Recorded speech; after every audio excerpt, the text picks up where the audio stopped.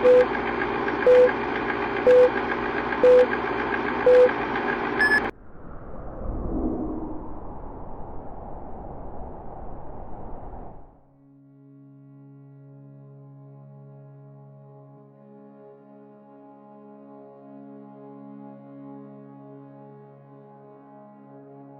was abusing myself inside my head, just telling myself to sort of pull myself together, but you can't do that. It doesn't happen. And you can't be told to snap out of it. You can't be told to get better and everything will be fine, because at the time, nothing's fine, and believe me, there's no light at the end of the tunnel. I actually sat in the car out in the driveway and I was literally crying because I felt I'd done it again. I'd let Heidi and the kids down again. And I couldn't come in for about an hour. I sent Heidi a message from outside telling her what was happening because I couldn't face telling her. And that's, that was one of the most awful moments of my lifetimes actually, is letting Heidi and the kids down again in that way. It was unbearable.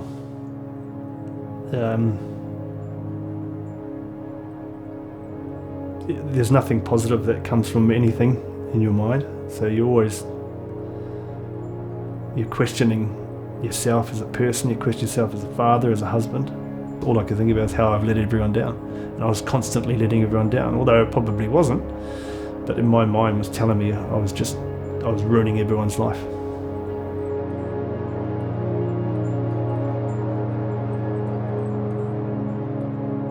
We told the kids I was having a bad back and that's why I couldn't go out, and that's why I wasn't doing things, is because I had a bad back. Is that the wrong or the right thing to do? But geez, I don't really know actually. It felt right for us as a family. How do you define depression to an 8 and a 10-year-old child? I don't think you can. I don't think they're going to really quite comprehend what depression is. How do you it's like someone's got cancer or something. You can say, well, look, he's got this type of cancer and this is what it does.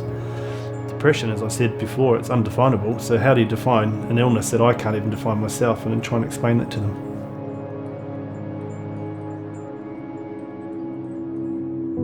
I think that's really important to someone that's suffering with mental health, is to have a focal point to be able to work towards and get, set yourself a goal. Maybe not as big as what I'm trying to do, but set yourself a goal that you can strive towards and achieve. The expedition, all going well, will take part next December.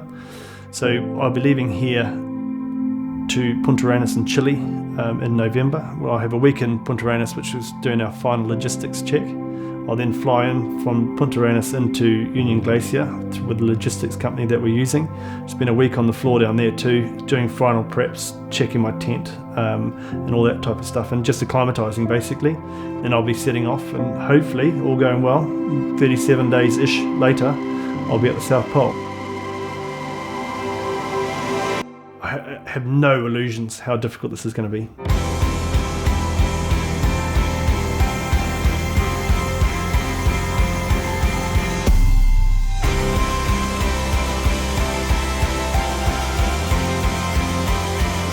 The expedition really only exists to raise as much awareness as I can for depression. Because of where I've come from, I think if I can go through that of 37 to 45 days on my own out on the ice, pushing myself day in, day out, hopefully that resilience will then pass down to spur people on to get out of the house, out of their mindset, and push themselves out of it.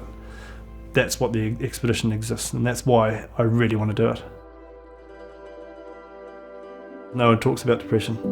It's the first subject that anyone sitting around a table will brush under the table. Someone says, I've got cancer, everyone goes, how are you doing, how are you feeling? Someone says that they've got depression or they're suffering with mental health, they go, we can't talk about that. Isn't it a nice day outside?